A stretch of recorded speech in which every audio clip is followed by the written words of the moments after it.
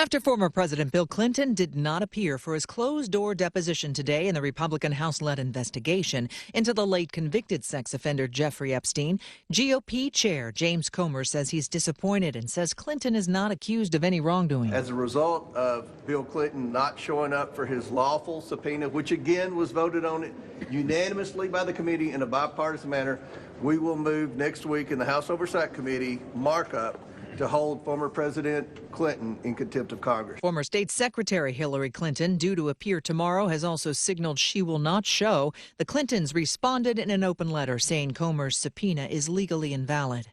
In New Mexico, actor-director Timothy Busfield is with authorities in New Mexico after turning himself in, facing allegations of criminal sexual contact with a minor. Here's ABC's Alex Stone. Before turning himself into the county jail in Albuquerque, Timothy Busfield said in a video released to TMZ he is innocent of the charges and did not sexually abuse a boy. I'm going to confront these lies. They're horrible. They're all lies, and I did not do anything. Busfield booked into jail for allegedly sexually abusing a boy on 2 occasions when the boy was 7 and 8 years old on the set of the TV show The Cleaning Lady. American David Barnes moved to a remote penal colony today in Russia. It marks 4 years today since Barnes was detained in Moscow after arriving to see his children after his Russian wife returned with their 2 boys and accused him of abuse. Michelle Franz and ABC. You still thinking job change in the new year? Yeah, I need something that's in high demand and more stable in this economy. IT? Yeah, cybersecurity, maybe even AI. That's what I did. Really? How? Went to My Computer Career. You don't need any prior experience, and you could start your new career in a matter of months. A lot of IT pros go to school there, too, to level up. Sweet. Are classes online or on campus? Both. Wow, I'll check it out. Thanks. Make this your year. Take the free career evaluation now at mycomputercareer.edu, an elite CompTIA certification partner. Financial aid is available to those who qualify, including VA benefits.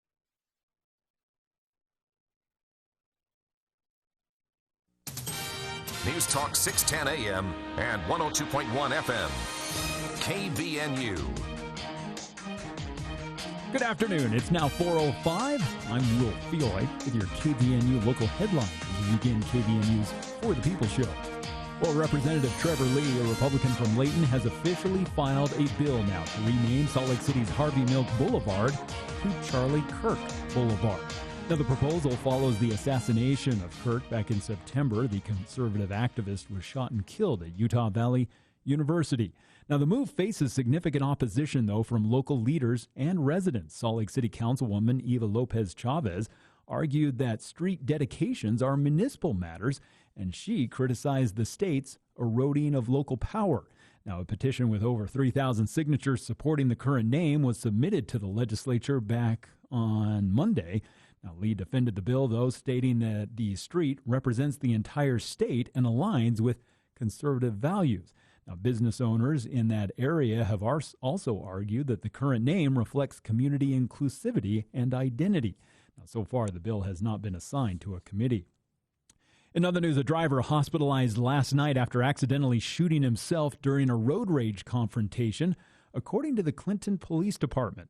Officers say they responded to the incident just before 7:30. Authorities stated that both parties involved in the dispute had contacted 911 and were on the phone with dispatch operators while the incident was ongoing. Now, during the call, a male driver accidentally discharged a firearm, striking himself in the leg. Now, he was transported to a local hospital with injuries that police said were non-life-threatening. The other driver involved, meanwhile, is cooperating with the investigation. Now, no other injuries were reported. And Salt Lake City police saying yesterday that a lack of witness cooperation is still stalling their investigation into that mass shooting that happened last week outside of a Church of Jesus Christ of Latter-day Saints chapel that left 2 people dead. Now, as the probe is entering its second week, investigators still have not identified suspects or a motive for the attack that wounded 8 people. Now, police spokesperson Glenn Mills said that individuals present during the shooting are still refusing to cooperate, and that's creating a huge obstacle for detectives. Now, authorities are currently investigating whether visitors from California were involved and if the 5 survivors are innocent victims or potential suspects. Now, there is no updated information also regarding the vehicle that was seen fleeing the scene, but police are continuing to ask if anyone has any information about the shooting to contact law enforcement. Well, we've seen a little bit of sunshine breaking through the haze this afternoon as it's kept temperatures in the mid-30s today Tonight, we're going to be back into the mid to high teens, and it's pretty much going to stay this way through the rest of the week, as we'll see daytime temperatures staying right around the mid to high 30s, overnight temperatures in the mid to high teens, and it doesn't look like we'll see a chance of snow, at least for the next 7 days of the forecast. And it's Valley Recycling that brings you weather. Here at the top of the hour, they pay you cash for metal, copper, aluminum, steel, old cars, old appliances. Just bring it in and get cash on the spot at Valley Recycling, 145 North, 10th West in Logan. And I'm Will Feelright. I'll have another check of local news coming up at the bottom of the hour as KVNU News Time is now 4:08. We start each new year filled with hope and prosperity for things to come. At Cache Valley Hearing and Audiology, it's no different. Dr. Daines is so grateful to get to call Cache Valley home and continue to offer his services to the wonderful people that live in our beautiful valley. He wants to help you start your new year off right by improving your hearing, which over the course of time will help improve your quality of life. Give them a call at 435-753-4327 or 753-HERE to schedule an appointment, or you can visit them online at cachevalleyhearing.com. Local news and the best talk. News Talk KVNU. Alpine Home Medical, we bring wellness home. Are you on your feet a lot?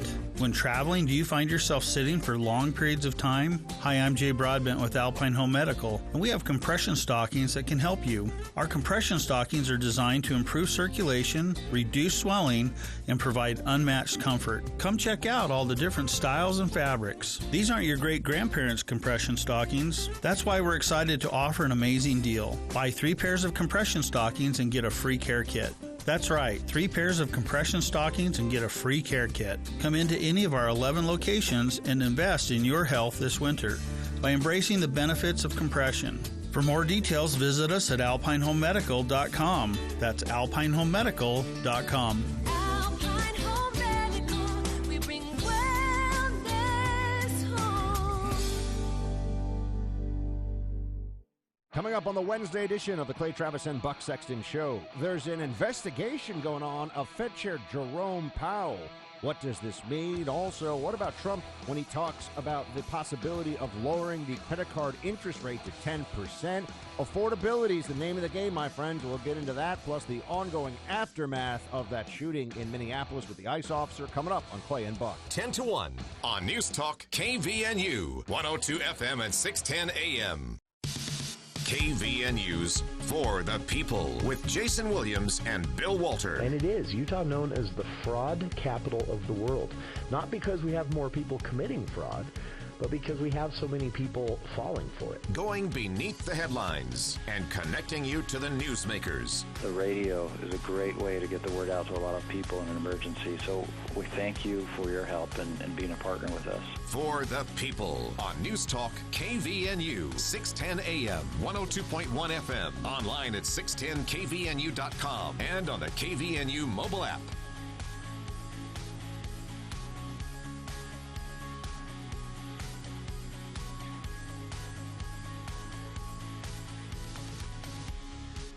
Welcome to KVNU's For the People.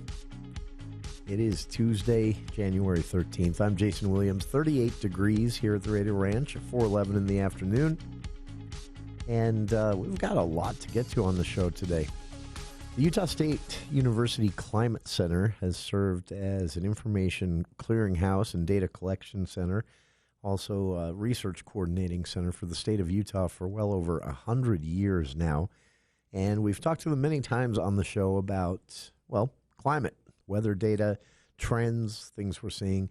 Today we're going to talk to them about something we've never discussed with them, bugs.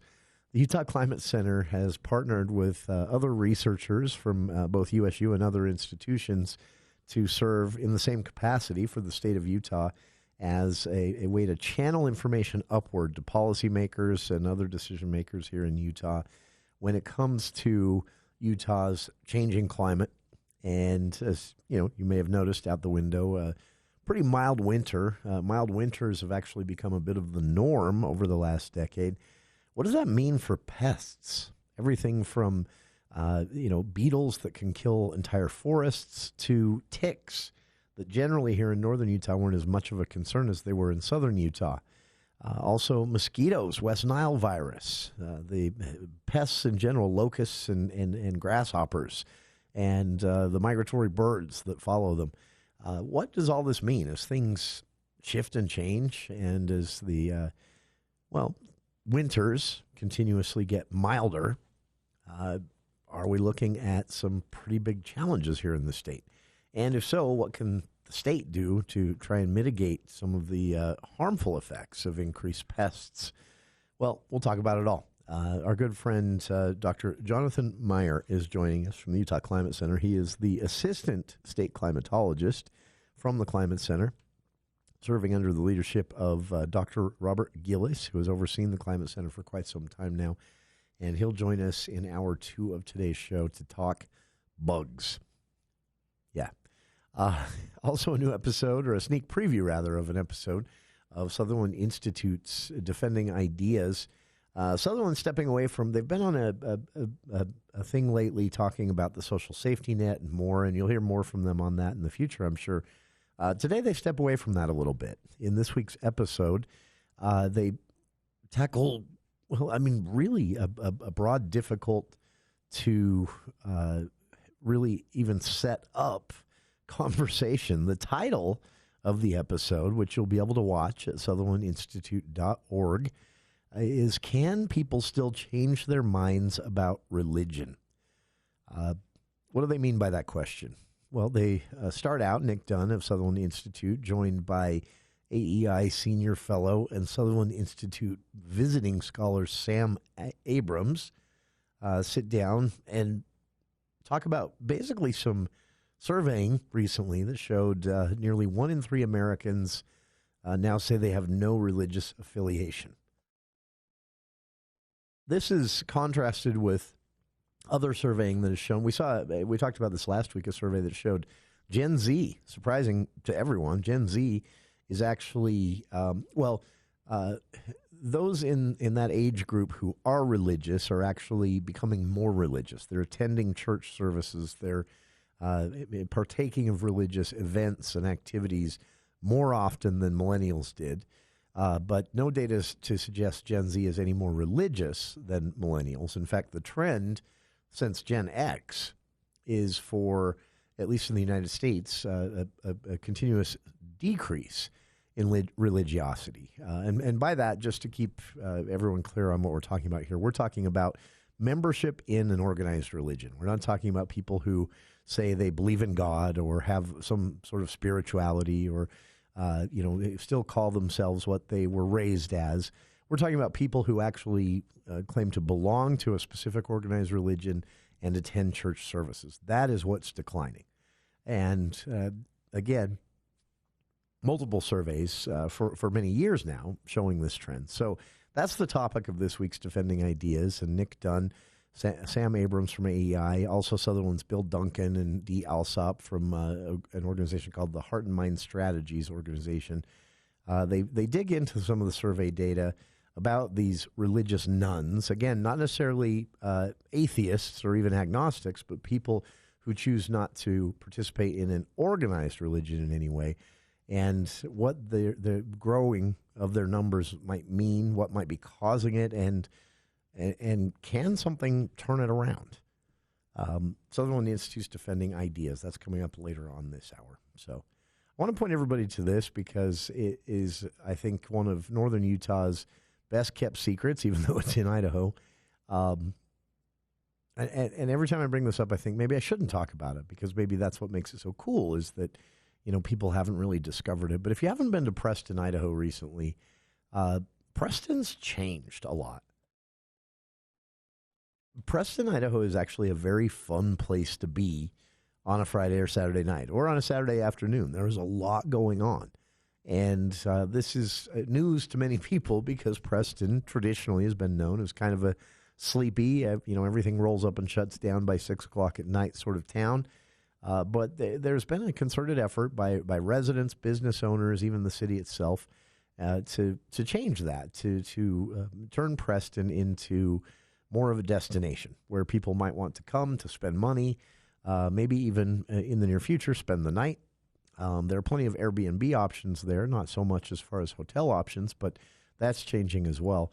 And so it caught my eye, this story. Rod Bohm has the full story at CashValleyDaily.com. And this is about one business and one investor. But it speaks to this evolution of Preston, Idaho, if you will. The story is that a man named Sawyer Hemsley, who is the co-founder of Crumbl Cookies and currently heads up something he calls Hemsley Ventures. He's been in the business of purchasing Preston businesses and land in some cases, with a goal, he says, of as a lover of Preston, Idaho. He says he wants people to enjoy where he grew up. He grew up in Preston, obviously. And he says he wants people to enjoy it. He wants to give back to the community where he can. He wants it to be a nice place for everyone who lives there. And he also wants it to be a place that people might want to come on the weekends and spend a little money, and which helps the city and the residents in various ways, paying for roads and things like that. So with that in mind, the latest news from, again, Rod Bohm at CashValleyDaily.com is that Hemsley Ventures, Sawyer Hemsley's foundation or investment group that he started, has purchased the famous bowling alley in Preston, Poppin' Pins Lanes.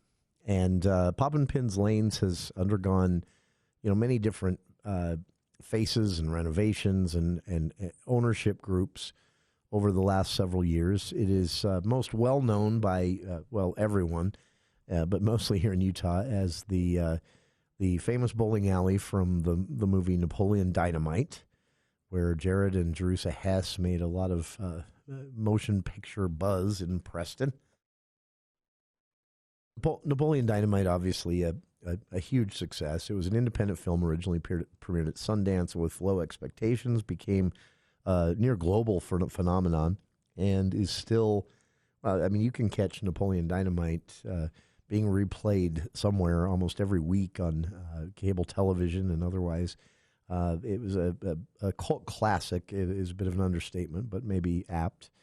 And it did a lot to make Preston, Idaho, and Poppin' Pins Lanes specifically pretty famous. And so with that in mind, many people have tried to make a go of this over the years, and to mixed levels of success. But Hemsley Ventures, Sawyer Hemsley, said that for Preston, the bowling alley is more than just bowling. Hemsley said, growing up in Preston, he said Poppin' Pins Lanes has been a gathering place, a local tradition, a staple of the small town atmosphere that Preston still offers. And he says with his purchase, he wants to carry that forward for generations to come. He said, this bowling alley is already known and loved, and our hope is to preserve that memory, traditions, and joy that many of us who grew up here have around Poppin' Pins Lanes. Also told some stories about hanging out there as a high school kid at nights in the parking lot and things like that. You can still see that happening on a warm weekday nights in Preston during the school year. Their version of, I don't know, do people still do this? But in Cache Valley, they used to drag Maine. In Preston, it was hang out in the parking lot of Poppin' Pins Bowling.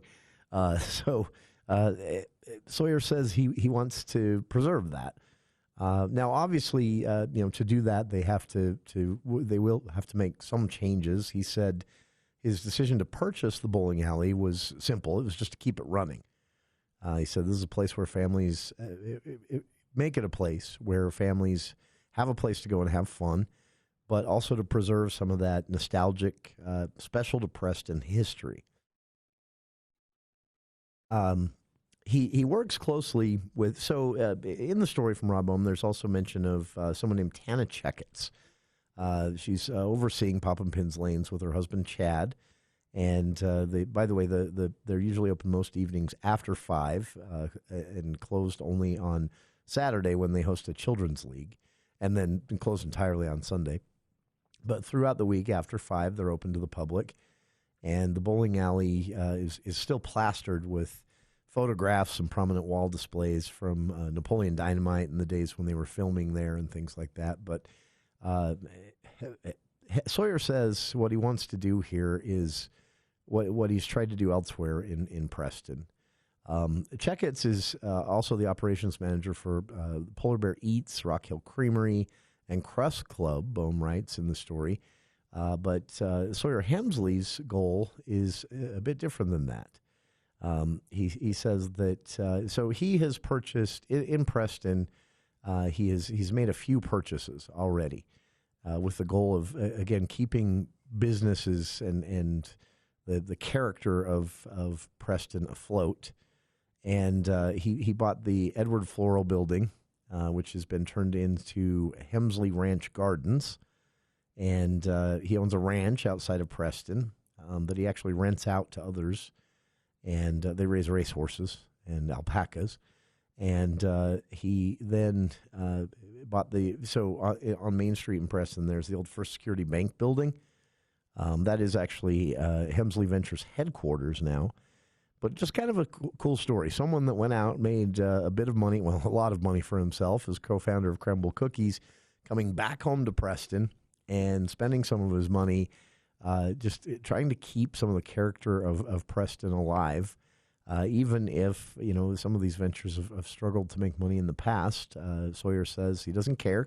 He says, I want to give back to the community, and I want it to be a nice place for everyone who lives here. And I'm passionate about Preston being, one of the greatest places in the West.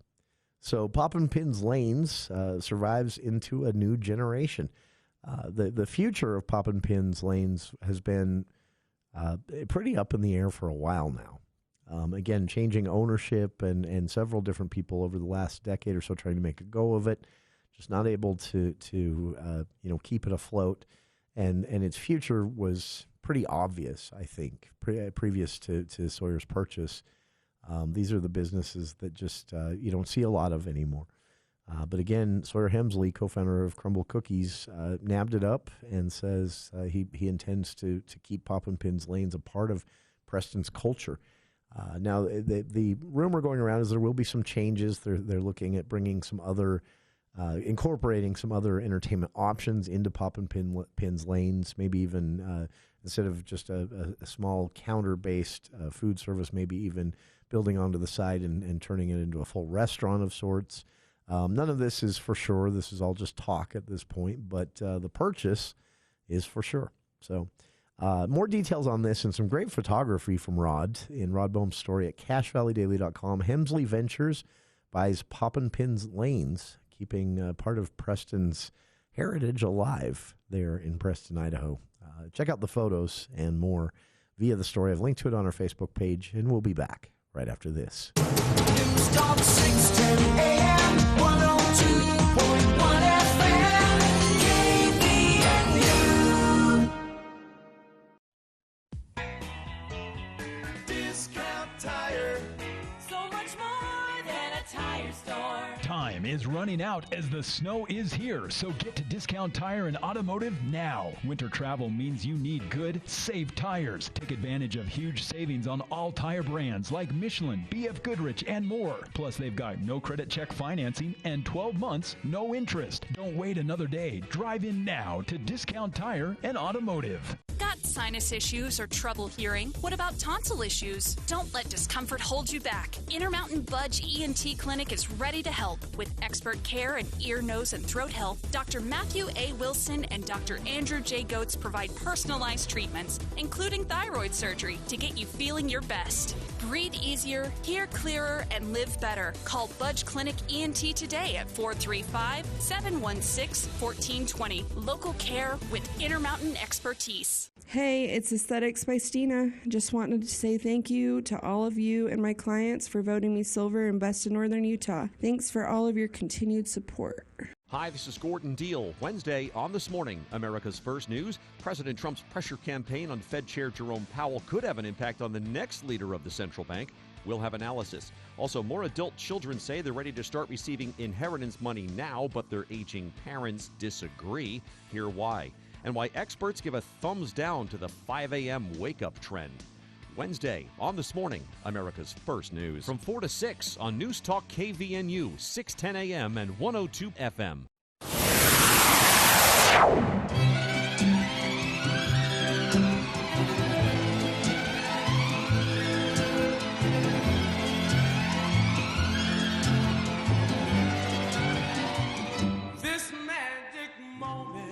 Seems like we don't talk as much about air quality and not idling in your car and things like that as we once did. And I think that's kind of a mistake in the day and age of smartphones and social media.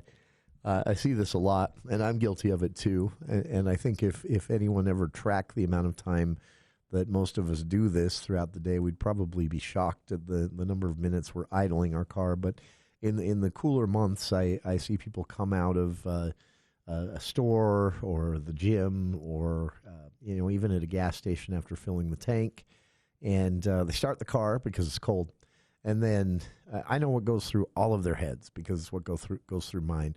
I'll just take a quick look at my notifications. The other day, though, I was actually waiting for an order to be completed. And that meant that I was just kind of sitting there. It was sunny and warm, so I didn't have my vehicle running. But I was sitting in a parking lot, and I watched this young woman come out of a nearby gym and get in her car, start her car, and then immediately head goes down.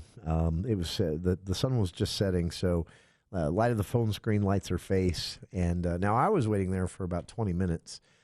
As it started to get cold, I was tempted to start my engine, but I didn't, thinking of air quality. Wasn't that cold yet. But she, and I'm not picking on this person. I don't know who she was. I don't know how old she was, anything like that.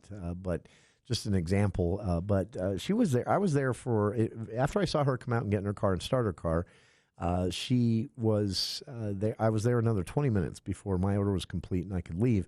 And she was still there. Still looking at her phone with her car running after I drove off 20 minutes later. So who knows how long she sat there. Again, not picking on anyone here. I'm just saying that, this is probably something we don't want to really lose sight of, the concept of not burning fuel when you don't need to. I mean, one, it just hits you in the pocketbook. So, self-defeating there. But two, that's a lot of pollutant dumped into the air for absolutely no reason other than your car's running while you're looking at Instagram. With that in mind, listener asked about this, and I can answer yes, kind of. We are actually in northern Utah. We are from a weather perspective, we are in an inversion, which is just when cold air gets trapped by warm air. It's an annual thing here in northern Utah, of course, and in Cache Valley, sometimes we get them a bit longer than most of the rest of the northern part of the state because of some geographical benefits in the summertime that become inversion trappers in the wintertime. But despite the fact that there's not, you may have noticed, a lot of snow on the ground, it is setting in, and air quality is projected to worsen throughout Utah's northern half over the next several days. But a listener asked, are we currently in the unhealthy air quality region? Sort of.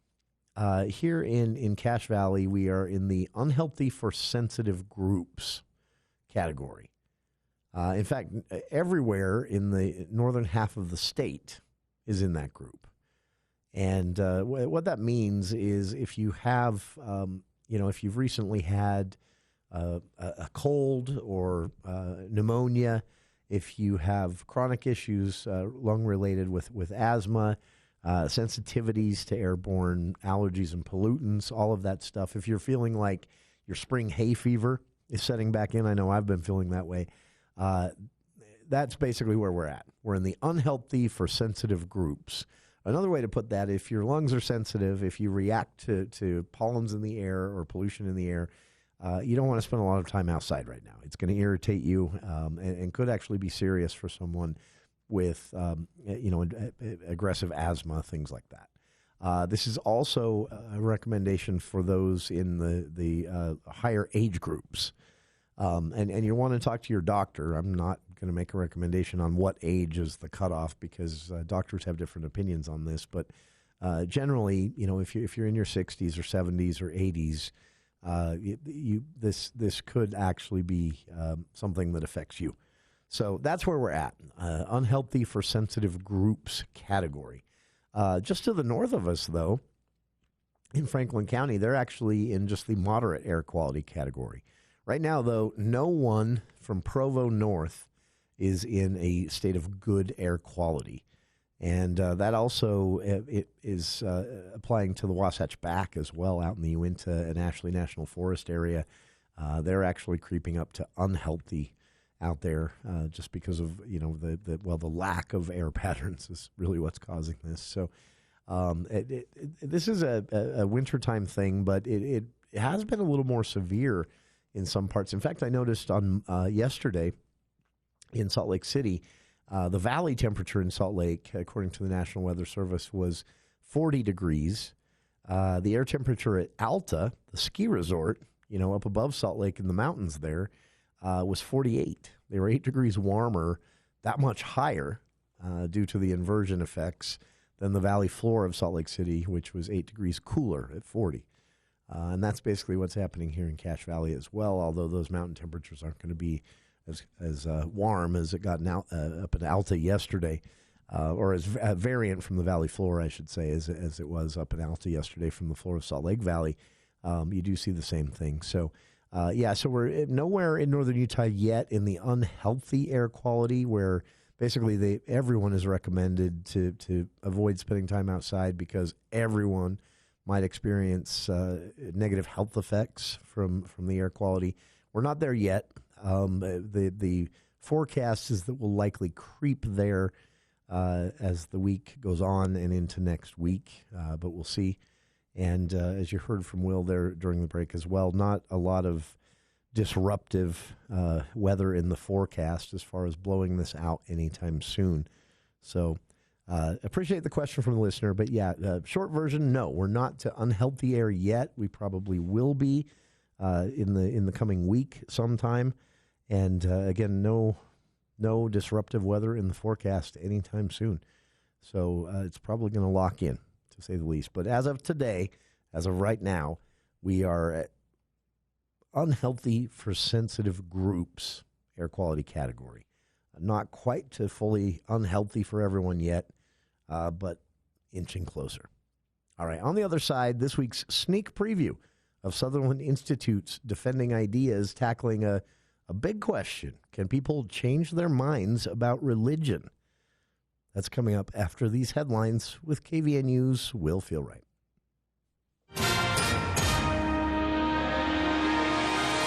Well, thank you, Jason. Mike DeSimone, the longtime community development director for Logan City, is going to be retiring next week. Now, he'll be succeeded by Russ Hawley, who currently serves as the city's senior planner. Now, Mayor Mark Anderson praised DeSimone's tenure in his monthly newsletter, highlighting his contributions to preserving the city's character while also managing growth and zoning issues. Now, Anderson described DeSimone's work as being marked by thoughtfulness, professionalism, and care for the community. Now, City Council member Jeannie Simmons also recognized DeSimone's positive impact, specifically noting his constructive mentorship of staff. Now, she observed that Mike's contributions, even the ones that she disagreed with, will stand well for the city in the future. Now, incoming director Russ Hawley will bring extensive experience from his time as serving in the Community Development Office. Mayor Anderson noted that Hawley prioritizes respect, dignity, and collaboration as essential tools for the city's future progress. Well, yesterday, the First Presidency of the Church of Jesus Christ of Latter-day Saints announced the location of the Spanish Fork, Utah Temple. Now, the structure will be built on an 8.7-acre site at the corner of 100 South and 2550 East near Maple Mountain High School. Now, plans for the site include an 80,000-square-foot temple and a smaller auxiliary building. Now, Church President Russell M. Nelson, who first announced the temple in April 2025, emphasized that regular temple worship will increase people's capacity for virtue and charity. Now, the church also shared several international updates yesterday, including the Yorba Linda Temple in California will be dedicated in June. A groundbreaking, meanwhile, for a temple in Guatemala will take place in March, and plans have been finalized for the Beira Mozambique Temple, which will be the first in that nation. Now, exterior renderings of the Spanish Fork location will be released at a later date. And 6 current and former Davis High School students filed a lawsuit yesterday against the Davis School District, alleging that officials failed to protect them from a soccer coach's inappropriate behavior. Now, the lawsuit claims the district ignored years of complaints regarding the coach, who allegedly engaged in grooming behaviors and sexually charged conversations with underage players. Now, the plaintiffs further argue that the district allowed retaliation against students who spoke out. Now, reported consequences included being cut from the team without explanation and physical assaults by teammates for snitching. Now, one student stated that they were explicitly told not to discuss what happened at soccer. Now, a district spokesperson stated that they take misconduct allegations seriously but declined further comment due to ongoing litigation. Now, while the coach is central to the claims, he is not currently a defendant or facing criminal charges. The lawsuit focuses on the district's failure to act.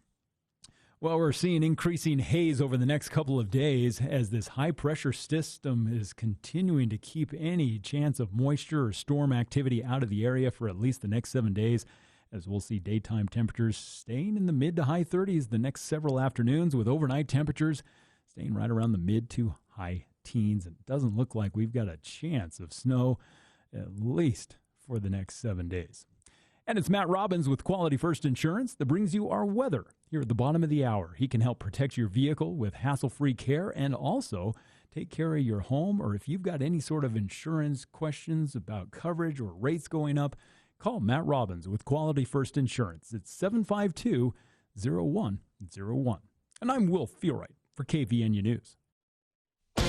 A new report showing inflation remains stubborn. The Consumer Price Index rising in December, showing 2.7% from the same time last year. Still, President Trump spent the day touting his policies at the Detroit Economic Club. ABC's Mary Bruce has more on the president's speech. He isn't out there saying, I understand this is difficult, stick with me. Instead, he is simply sort of plowing ahead and insisting that his policies are working and that Americans need to essentially trust him. The question is whether or not Americans are going to continue to stick with him based on what we are seeing from the reality of these economic numbers. In Minneapolis, at least 6 federal prosecutors based in the city have resigned, according to multiple officials. It follows the deadly shooting of Renee Good last week by an ICE agent and concerns the prosecutors have about the Justice Department's focus of its investigation. In South Carolina, health officials say they've recorded 124 new measles cases in the state's outbreak since last Friday. I'm Michelle Franzen. News Talk KVNU, 610 AM at 102.1 FM. Bringing Wall Street to Main Street. From your local experts in downtown Logan, this is the Adams Wealth Advisors Market Report.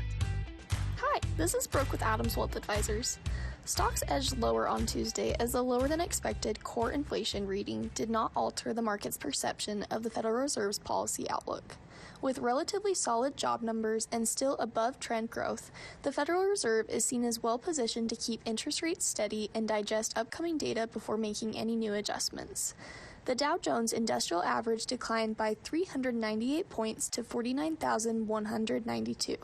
The Nasdaq slid 0.18% to 25,742, and the S&P 500 continued to hover slightly below 7,000 with a 0.19% slide to 6,964.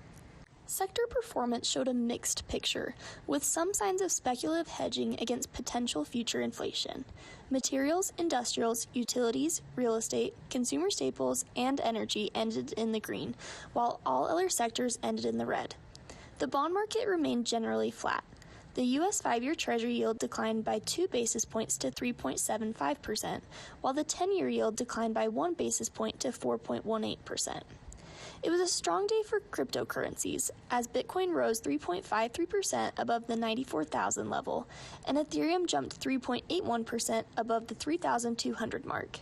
Gold closed the day lower by 0.42%, just below the 4,600 mark. In addition to inflation data, October new home sales came in slightly above expectations. The data series has suggested a general pickup in sales after the summer, likely driven by low mortgage rates. The December U.S. budget deficit was also lower than expected, at $144.7 billion. Tomorrow, we will have a series of delayed reports from November, allowing us to revisit the state of the economy from months ago. Most importantly, the Federal Reserve's Beige Book will be released, which will help us further understand the Federal Reserve's view of the economy. That's your update from Adams Wealth Advisors, guiding your financial future one day at a time. For personalized help planning yours, reach out to us at 435-752-1702. See you soon, Cache Valley. Advisory services offered through Adams Wealth Management, a registered investment advisor. For important disclosures and more information, visit adamswealthadvisors.com. Everyone has an estate, but do you have an estate plan? This is Jace Allen, Northern Utah's estate planning attorney. At Allen Law Office, wills and trusts are what we do. If you've been putting it off, now is the time to get it done. Don't wait until it's too late. Protect your loved ones, protect your legacy, protect your assets. Start today at cashlegal.com or just search Allen Law Office. Wills and trusts are what we do. Allen Law Office.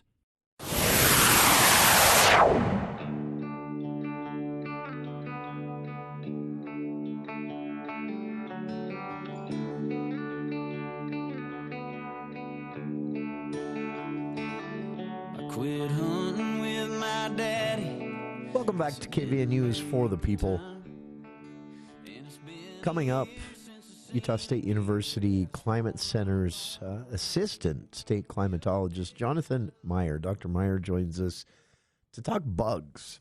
We've talked about the Climate Center many times here on the show, and longtime listeners will know for more than 100 years this has been the weather data and research hub informing the state of Utah broadly on trends, on ways that research can influence policy positively, to keep agriculture healthy, to keep the migratory birds coming through, big important part of our ecology each year, things like that, but also to just be able to give a snapshot of where we're at, where we've been, where we're going when it comes to climate here in Utah. You look out the window right now, we're in the middle of a pretty mild winter, to say the least.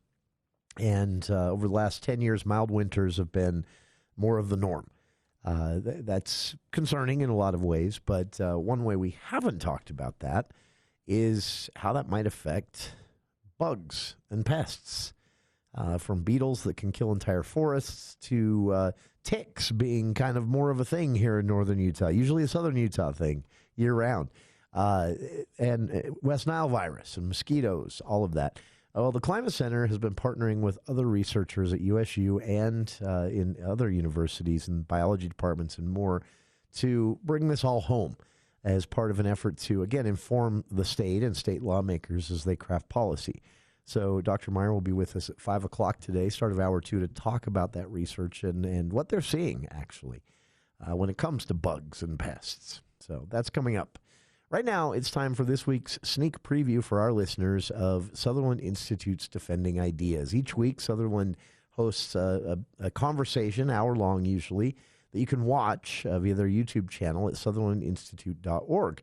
And our listeners get a little sneak preview of this.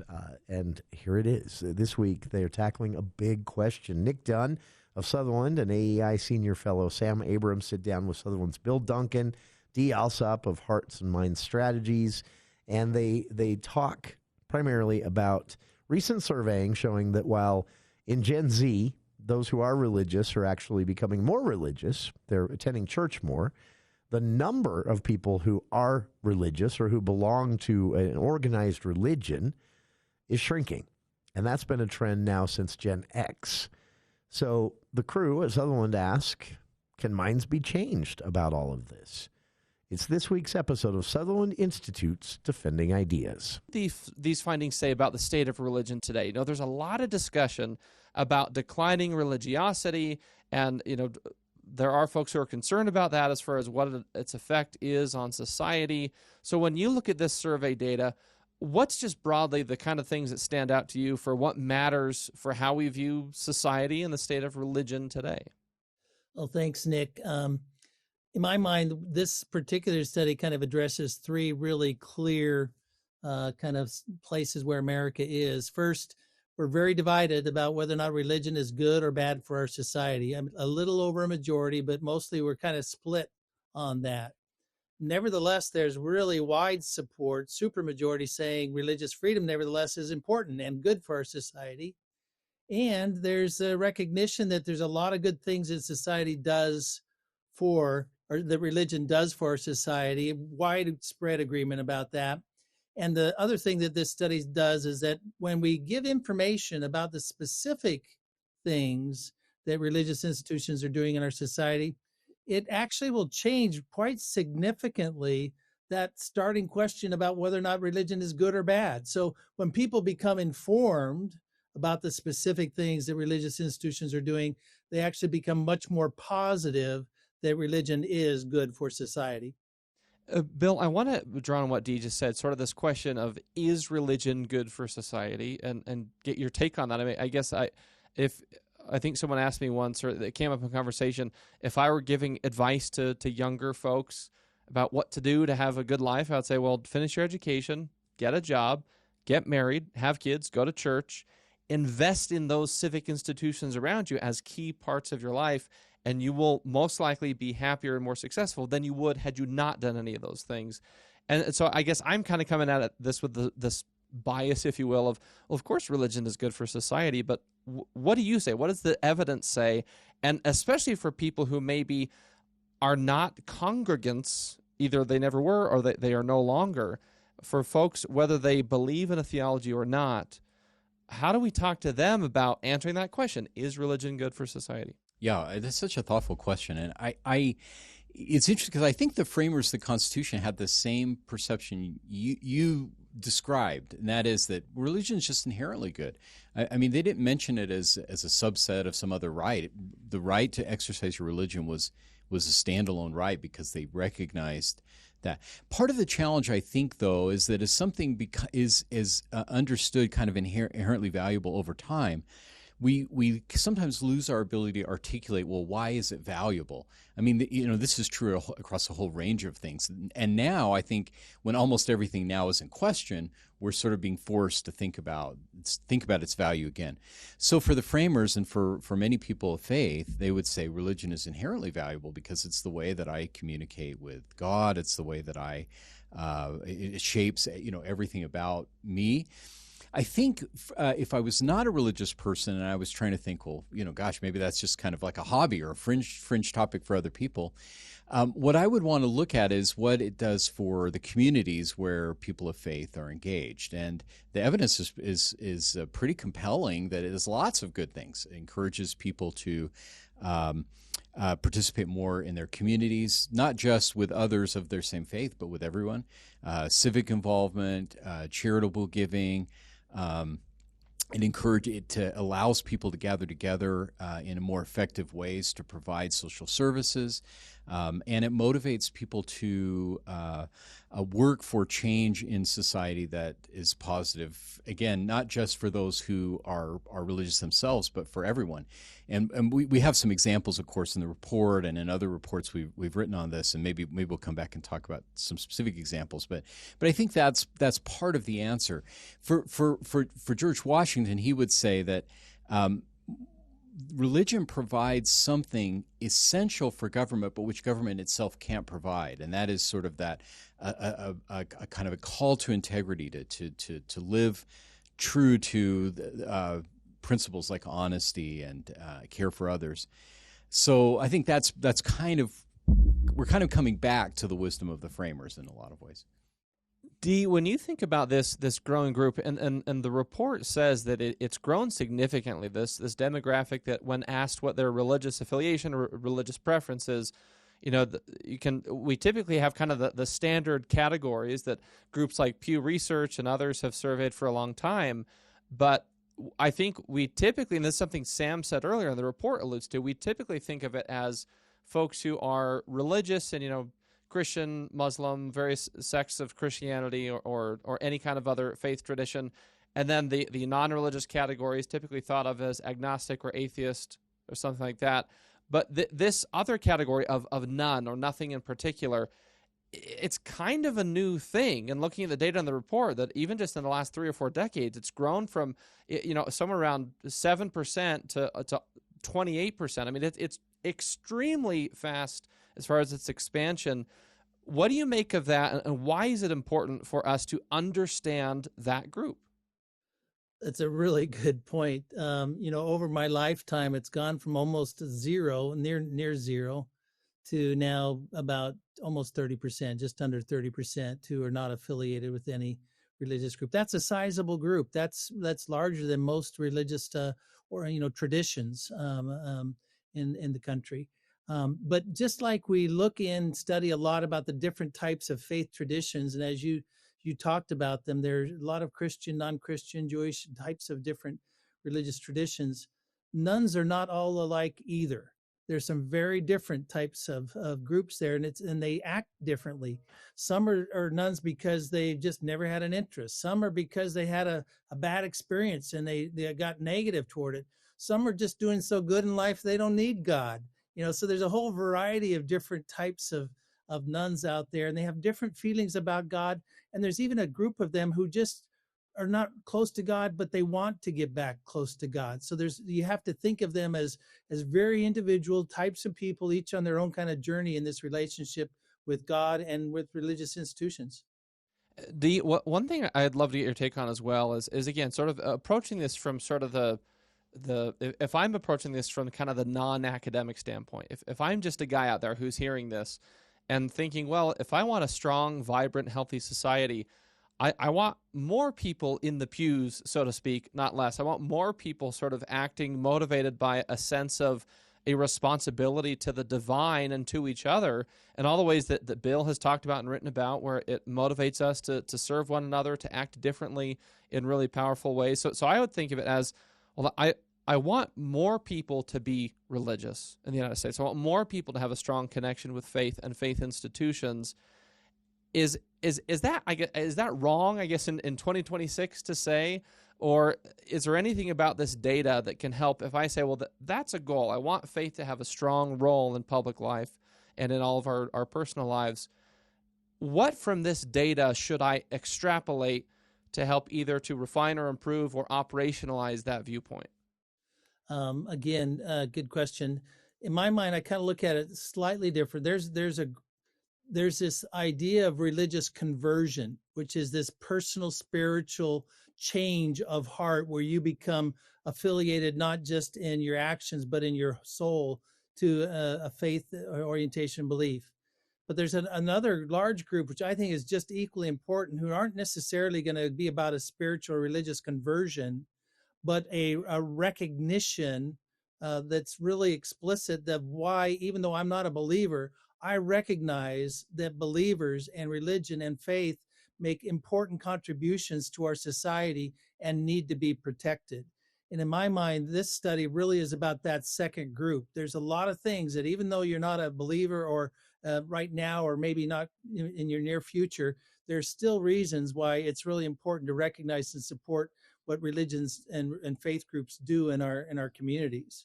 And there's a lot of data here that just shows a lot of that is just making it more clear, just more explicitly what are the number of things they're doing in terms of hospital beds, in terms of education, in terms of the careers created at religious institutions, making the people in religious institution college are more likely to go into careers that help others. So what are those concrete benefits that I, as a non-believer, say, wow, that's helping my society, my community? Just as you make those things more known to people, they are far more likely to be supporting the role of faith in their community. Let's dive into that. We need to take a quick break, but when we come back, I want to dive into what you just said and expand a little bit, because I think it can give us a roadmap for how to talk about this. And I like what you said, that we're expanding we're casting a wider net, if you will, essentially saying to folks that, whether or not you believe in a particular theological identity, you still should recognize the good, just empirically, that faith does for society, and recognize it has a role. It should have religious freedom protections.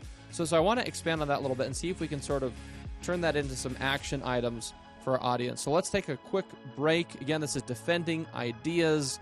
We'll be right back. Stick around. What do you think? 753-5868, a sneak preview for our listeners there of the full episode, which you'll be able to watch at defendingideas.org or sutherlandinstitute.org, discussing decline in religiosity and some proposed ways to turn that around. 753-5868. We'll be back right after this.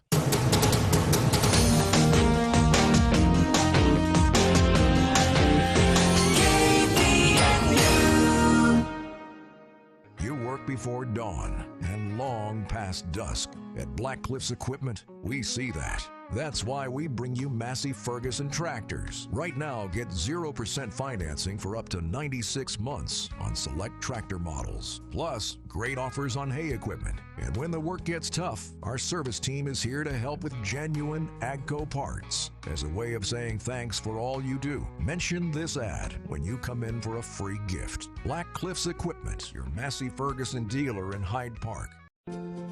I'm Ed Horrell, author of The Kindness Revolution. I've got a little suggestion for you this week. Take a moment to visit a classroom somewhere. If it takes going to an open house at a school, a PTA meeting, or simply making an appointment to meet with your child's teacher, do it. And while you're there, make it a point to say thank you to as many of the faculty and staff that are supporting the futures of these kids. To learn more, check us out at thekindnessrevolution.net. Aggie basketball is heard here. You know, there's a pride in this. KVNU is your station for the best game day coverage. With pregame beginning 1 hour before tip-off, play-by-play and postgame interviews and Aggie call afterwards. It's Aggie basketball on News Talk KVNU 610 AM, 102.1 FM. Online at kvnutalk.com and the KVNU mobile app. The Heritage Home for the Aggies.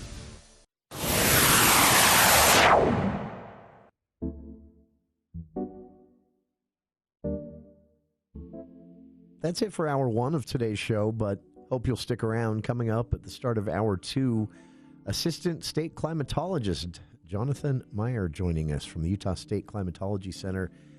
You know what they do. They're frequent guests here on the show, informing the state and policymakers about Utah's changing climate, but we're going to talk about something new they're doing on the other side.